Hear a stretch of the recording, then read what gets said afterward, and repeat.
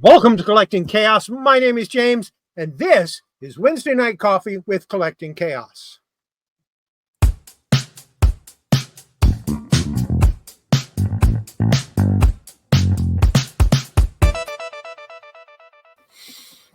So, comic book collecting basics.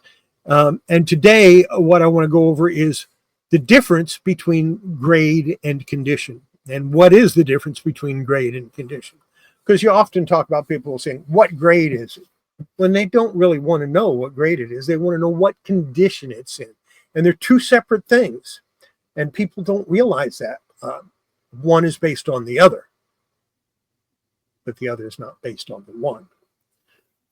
And the condition of comic ranges from incomplete to gem mint. Now, when I first started collecting comics, seriously, back in 1968, 1969, right around there, still a kid, but the other collectors I knew, the adult collectors I knew, didn't call it gem mint. They called it pristine. If you had a pristine comic, that means it was perfect in every way. So rather than saying a comic has a 1-inch crease in the corner and the pages are cream colored and it has spine crease along the spine, but the colors are vibrant and it presents really well, someone might describe it as very good plus. This means it's better than very good, but not quite very good to fine. And very good to fine is actually a range. Now I'm using terms that they use currently instead of the ones that we had back in the early 70s. And the ones I'm using right now are based on the 10-point grading system, which has 27 different categories. I'm not kidding. There's 27 different categories.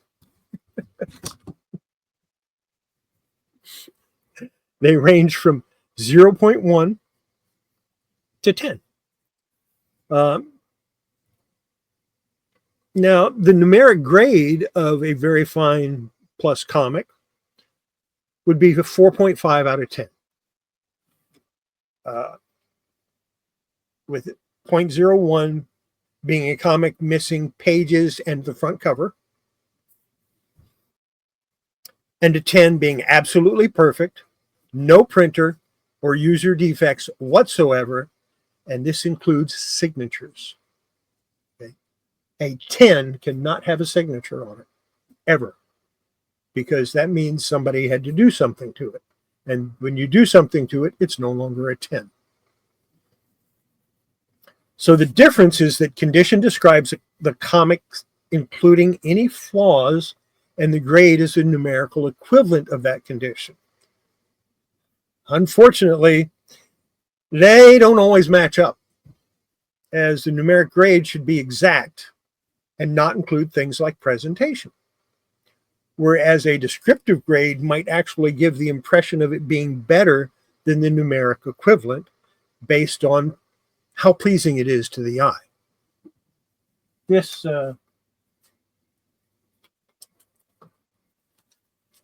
that Spider-Man? This Spider-Man, if you only look at the front cover and you look at the spine on all the corners and everything, you'll go, wow, that's a 9.9 or a 10. You look at that back cover, no, not even close. Maybe an 8.5, maybe a 9. To me, a grade is numeric and can be quantified and determined based on the number of printer errors and flaws, as well as the severity of any defects that are caused through the handling of the comic, all of which are based on a set criteria for each part of the comic, including, but not limited to, corners, spine, cover surfaces, edges, and interior pages. Now, does an ink smear on the inside of the comic count? Yeah, that's a printer error. So yes, that counts against the grade of a comic. Although CGC doesn't think so.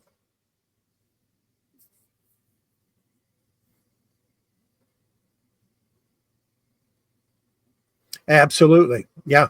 If you're looking at buying a comic, if it's $2, $3, $4, I wouldn't worry about it.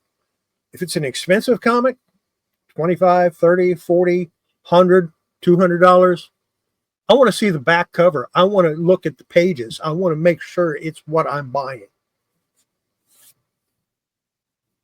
Now, a description can be very subjective and have minor defects completely ignored.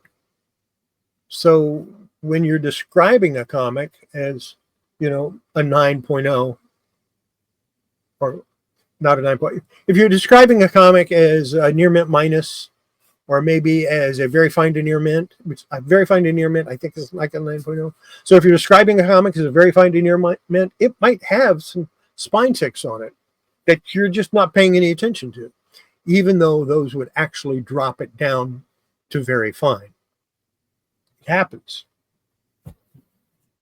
So to sum it up, the grade is a number assigned based on the examination of a set number of criteria, and the condition is based on visual evaluation of the comic as a whole. While they may often be interchangeable, it's not always the case. I have a 9.6 near mint plus CGC graded comic that I consider to be a very fine plus, 8.5. I'm going to show it to you. And I also have my grading guide so I can talk to you about it. And it's this 80-page Wonder Woman, 9.6. Looks great, right? Believe it or not, it has 2 spine ticks, which you shouldn't have because it's a square-bound comic, but there are 2 little, almost imperceptible spine ticks here. That would drop it down to 9.8 from a 10.0, obviously. But up here, and I don't know that you can even see it, but there is a 1/4 inch spine tear or publisher's tear on the top and on the bottom. And they're a 1/4 inch. Now, let me read from Overstreet Grading Guide. Near mint plus, bindery defects. Only subtle bindery or printing defects are allowed. No bindery tears are allowed. Although on Golden Age books, bindery tears of up to 1/8 inch have been noted. Now, that's not a Golden Age book, number 1. And number 2, those are 1/4 inch tears, and there's 2 of them. So let's flip over to very fine plus. A limited accumulation of minor defects is allowed, 1 or 2 more than very fine or near mint grade. Now, if that only had the 1 small bindery tear up near that corner, I might say very fine to near mint, which is like a 9.0. But because it has 1 at the top and 1 at the bottom, yeah, I go very fine plus at best. It's the way it is. So there you go. I need another copy. Actually, I'm going to break this out of the case eventually so it can go in my Wonder Woman collection. And I've been saying that for like 3 years now. Maybe someday I'll do it. So that covers my little comic collecting basics for tonight. If there's any questions about that, I'll be happy to try to answer them to the best of my ability. Well, I think that's going to be about it for tonight. Everybody have yourself a great week. If I don't see you before then, have yourself a Merry Christmas. I will be on Horizon Picks show on Friday night. We don't skip it just because of the holidays. We'll be there. You should be there too. And like I said, that'll be on Roy's channel, Horizon Picks channel. It starts at 7 o'clock Eastern time and goes until we can't go anymore, or until we don't want to go anymore, whichever comes first. A lot of that depends on if we're selling anything or not. And we're always selling things, but if people aren't buying things, we might shut it down a little early. You know, there's 2 sides to selling. You got to have a buyer, You got to have a seller. You can have all the sellers in the world, but if there's no buyers, you're not making any money. So we'll see you. I'll be on Christmas or Christmas evening, not Christmas Eve, but the evening of Christmas. So Christmas night I'll be on. Don't know how long, but I'll at least show the comics I've pressed and maybe have a few talking points. And another episode of Comic Collecting Basics. So you might want to watch for that. And if you want to help support my channel, there's something called Buy Me a Coffee. That's always a good idea. Should be in the description down below. If it isn't, I'll make sure it is. That'll help me out. And I might reopen my Patreon, but if I do, it's only going to be like $1 or $5 membership. And $5 will get you one free shipping for a month. So we'll see what happens. 5 or 10, probably $10 would get you a free shipping for a month, one time. So we'll see what happens with that. And in the meantime, everybody have yourself a great week, great rest of your week, great weekend, and we'll see you later. Bye.